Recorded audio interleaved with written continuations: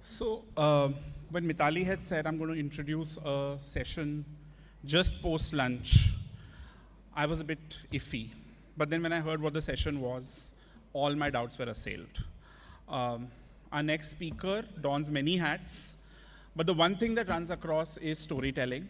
Uh, he's the CEO of Hogarth Worldwide. He's been in Wavemaker. He's been in Group M. He runs a podcast called Filter Coffee Podcast. He's an independent filmmaker. So actually, if the power of and this seminar theme were to become a person, it truly would be Kartik Nagarajan. Um, Kartik epitomizes the convergence and divergence in the power of and is here to inspire us with his own journey and personal story of and. So guys, put your hands together and welcome Kartik Nagarajan. Kartik, the floor is all yours.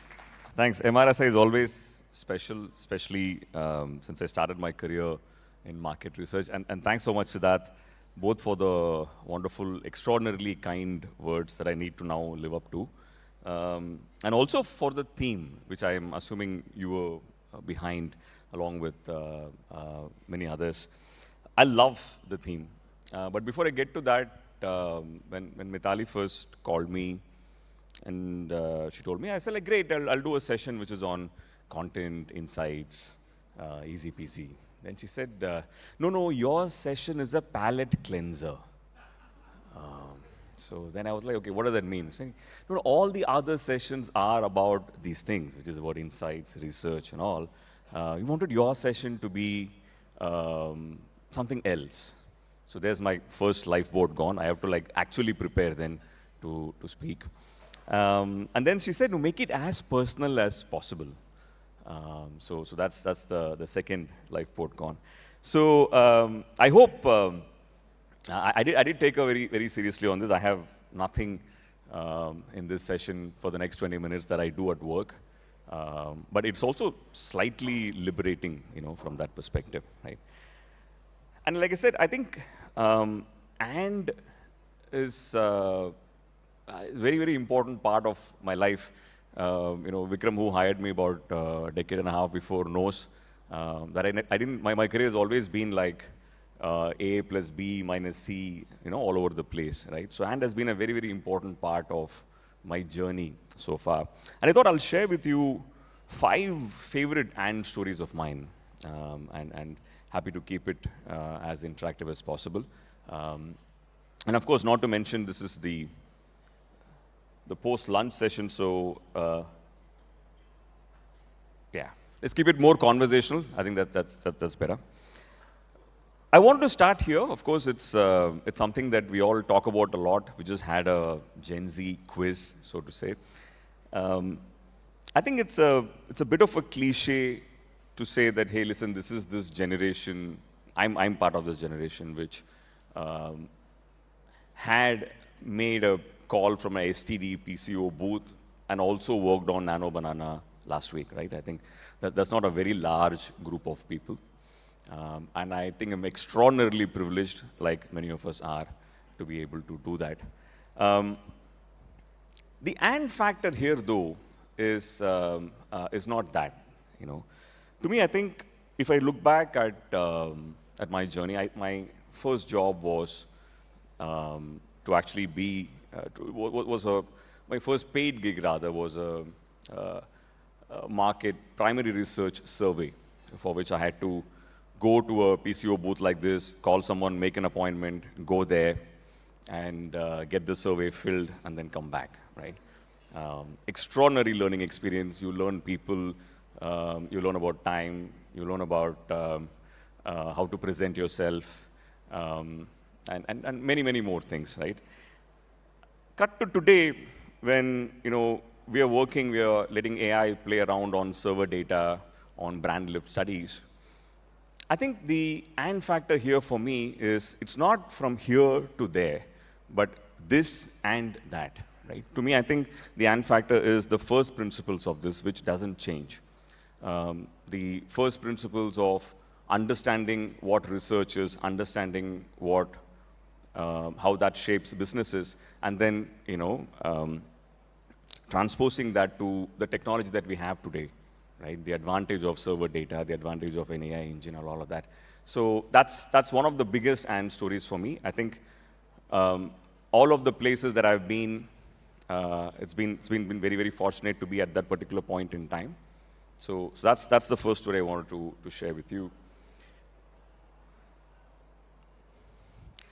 About 4 or 5 years back, I don't know for what reason, but I realized that it's probably the best idea to read multiple books at the same time. These are the 5 books I'm reading at this point. There is actually a 6th book, which is Arundhati Roy's autobiography. It's not here because that's the one I'm sharing with my wife.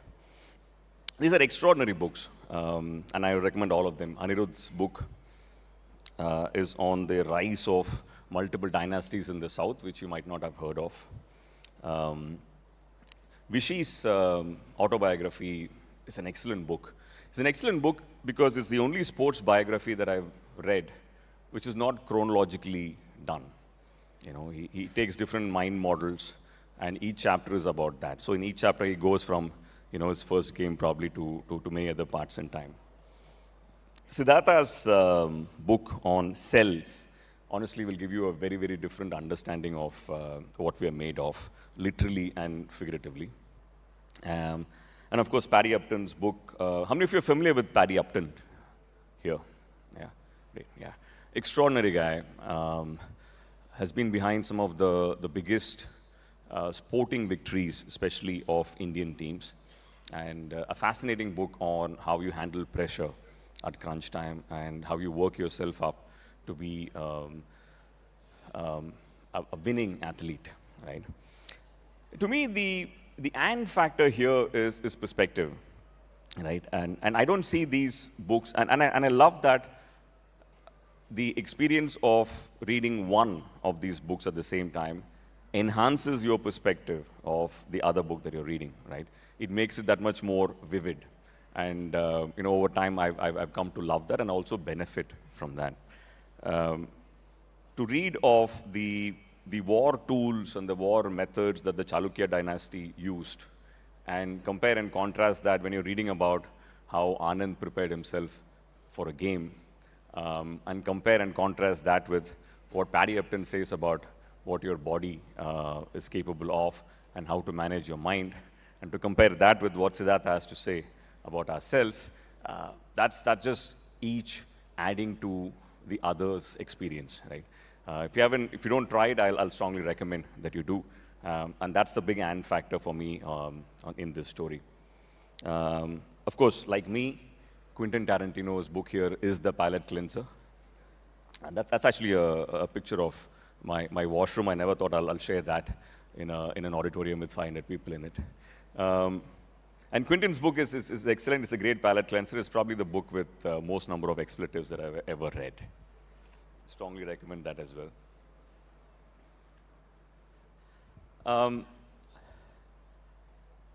I'm in the business of communications. You can call me an ad man.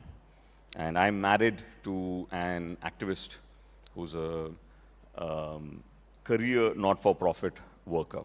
Right? And you can imagine the kind of conversations we have at home. I'll tell you the number of things that we don't buy at home. We don't buy a cola brand because of how they use groundwater. Client of mine. We don't buy one FMCG brand because the CEO said that water needs to be a priced commodity. Client of mine. We don't buy a pizza brand because 1.5% of their proceeds go to pro-life, which is anti-abortion in the US. We don't buy that brand of pizza in our house. So you get the picture, right? But it's been a beautiful journey. I would like to believe that my wife's worldview has shaped me more than mine, thankfully, hers.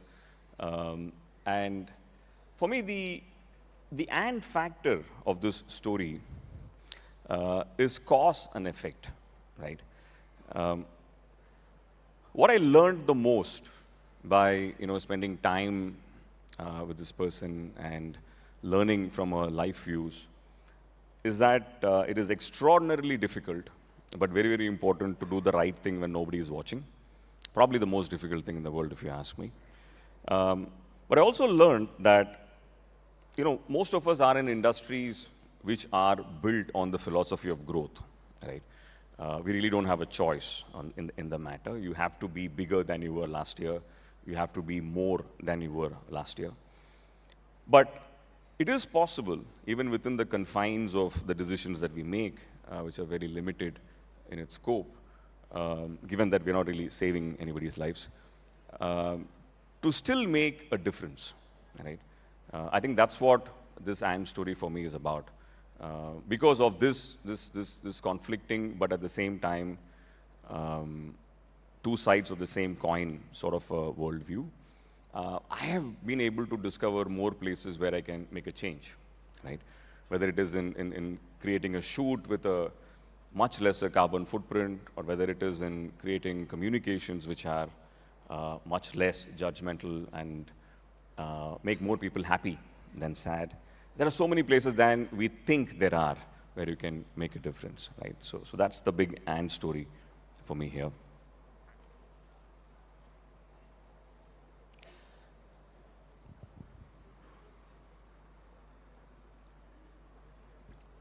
I told you I started my career as a market research executive. And of course, I before that, many years before, I majored in physics. But my first real job was that of a white hat, which is another name for an ethical hacker, right? And cut to today, I spend most of my time in large sets or in production setups, where we create great communication for our clients. And to me, the simple part of this and story is left and right brain. But that will be limiting the power of this. For me, the actual and story of this is cause and effect, in a way. My creative mind is not in spite of the time I've spent in technology and in research and in data. It is because of that. I don't think it is A and B. I think it is B because of A, right? It is, I think sometimes we forget that our uniqueness comes from the multiple different places where we have spent time, and that is the end product of it all. I'll explain this through an example. Recently, we created a film for a client of ours, which is Britannia. And the brand ambassador for this film was supposed to be Gukesh, right? And Gukesh, at that point, this I want to say is about three and a half months back, was playing that exact tournament that all of us have seen memes of on social media with Carlsen in Paris. So he's not available for this promotion, right? So the film that we eventually made was, with Gukesh's consent, one where we had generated through AI both his video as well as his voice, right? And probably it was the first for us, probably it was one of the first in the country as well, where a celebrity had given consent for an AI-generated sort of a communication. What strikes me about this, and this is the and factor of the previous slide I was talking to you about, is this film was not a film that was written anyway, but made in AI because the person was not available. This film was shaped because of what we're going to shoot it with, right? So the AI is not an outside part of this journey. It is a very integral part of this journey. This film wouldn't have been written in a certain way. This film wouldn't have been visualized in a certain way if not for the tools that we used to make it. Yeah. So to me, that's the and factor of this. And I'll end with this. I think I've always wanted to. How many of you here have a tattoo or are planning to have a tattoo? Yeah. I don't have one, but I've always wanted to one. It's just that I've never been able to believe in something so permanently, that I can go ahead with it. That's a discussion for another day. But the point I'm trying to make here is, if at all I have to, it'll probably be something about balance, right? And I hope this comes across as the culmination it was intended to be for, for all the stories that I told you so far. We live in a time of a lot of conflict, right? Politically, there are ideas that war with each other. Philosophically, there are ideas that are at war with each other. There is, of course, the constant war in our industry in terms of creativity and data, creativity and technology, whether one is adding to it or taking away from the other. And I felt that a better way than calling them as things that complement each other is to look at them as things that power each other, right? And that's what I'm referring to as the balance here. And like in the example that I told you, that film or many other films that we make today are not where the AI and the creative part, they're not separate pieces. One is powering the other, right? And if you apply the same logic to, to politics, to philosophies, to life even, I feel there will be that sense of balance, which is not A versus B, but it is A and B. Yeah. Thank you. What is the completion rate on an average when you're reading multiple books at a point in time? I still didn't catch that because the audio here is very different from there. Yeah. What is the completion rate of the books you read? Oh, the completion rate of the books I read. Let me put it this way: eventually, it is 100%. Oh, wow. Yeah, but eventually. Okay. Right? Eventually is any time frame, anything over there? No. I think by the time I'm done with them, I would have finished them. Yeah, Great, Kartik. But I think there are some books which should end in the first 10 pages. Okay. Because the rest of the book is basically reiterating the same point. But yeah, no, I do finish most of the books I read simultaneously. Great, Kartik. Kartik, one thing is you started in the time when PCOs were prevalent, so we used to call, and we are living in a time where we can create ads from AI-generated personalities. So is there a basic change in humans which are observed over the time? So has there been any ants added to people? I think my point is that the more I observe this, right, the more I observe my own decision making. I'd love to hear from you guys. Is that I feel like there is an absolute consistency in how we work as people, except of course the tools keep changing. But I'm yet to see, whether it is social media or whether it is personal computing or whether it is the World Wide Web or whether it is now AI, change the kind of mental models, the first principle mental models that we have, or people that we are, right? So at least that's my point of view. I would love to hear an opposing thought to this. Any questions from the forum?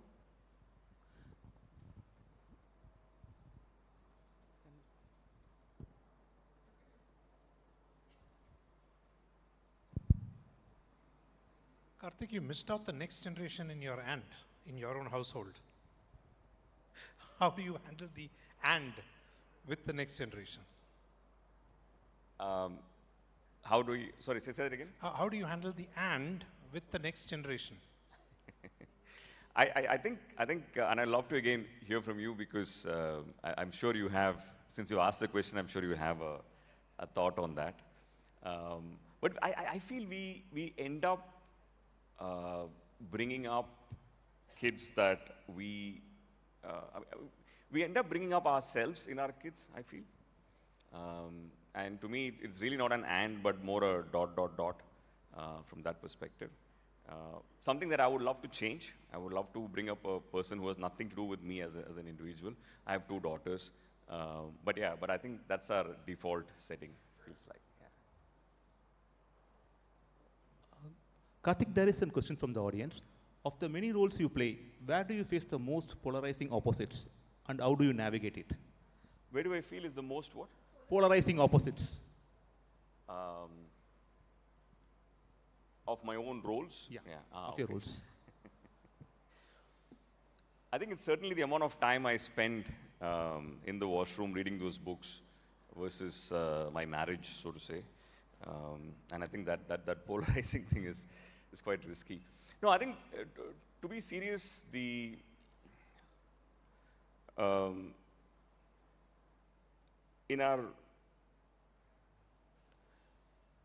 the philosophy of the future of work, I see very, very polarizing thoughts, right?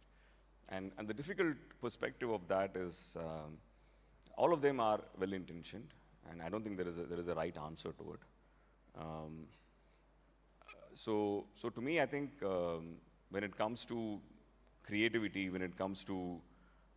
especially when it comes to creativity, I think the polarizing thought here is one, of course, that we are in the business of people, whether in advertising, or in research. And the more you work with people, the more you get out of it. The sum is bigger than the parts. And of course, the other part of it is that because you're creative, right? Because you need that free space, because you need that freedom, you should basically work from wherever you want, right? So to me, I feel that as the most difficult polarizing thing. Thanks, Kartik. Kartik, you started in market research and moved to the other side now. Market research has moved along, and we have added a lot of ants. We have added tech products like Neuro, EEG, and also now we added AI, synthetic data. Is there anything you think we need to add more to make us? Is there anything MR as an industry can add more to deliver better quality of data?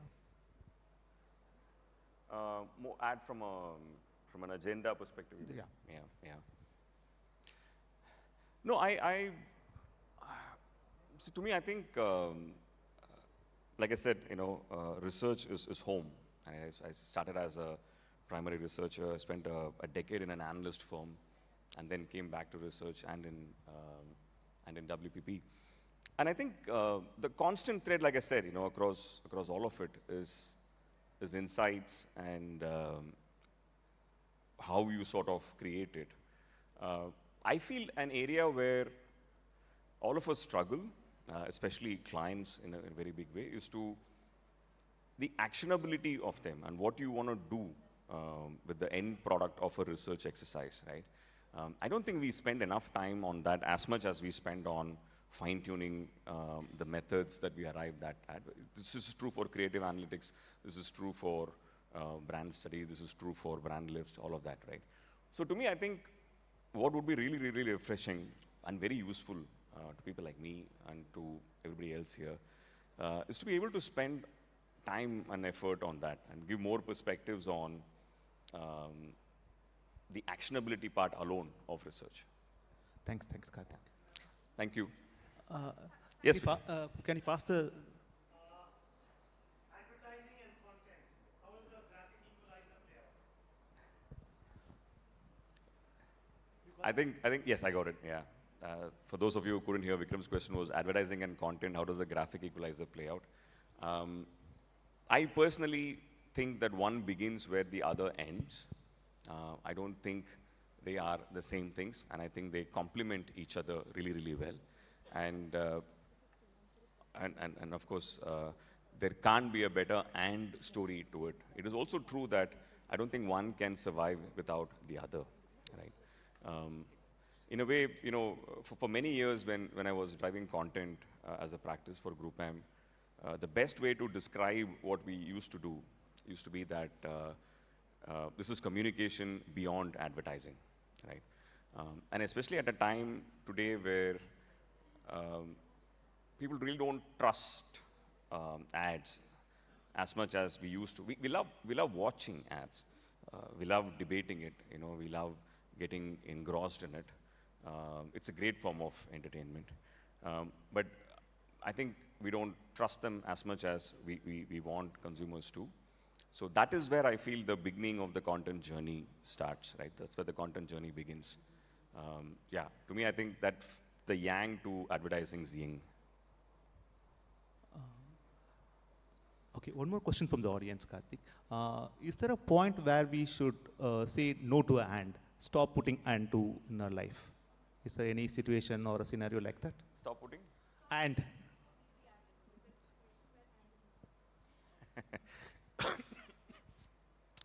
Is there a situation where and is not required? Yeah, I think it would be a very boring world, one in which and is not required. I think it's the way I look at it, from everything that we spoke about, it is the most essential conjunction it creates. I don't think there should be a world which is homogeneous. It should be an industry that is homogeneous. So I think and is an extraordinarily important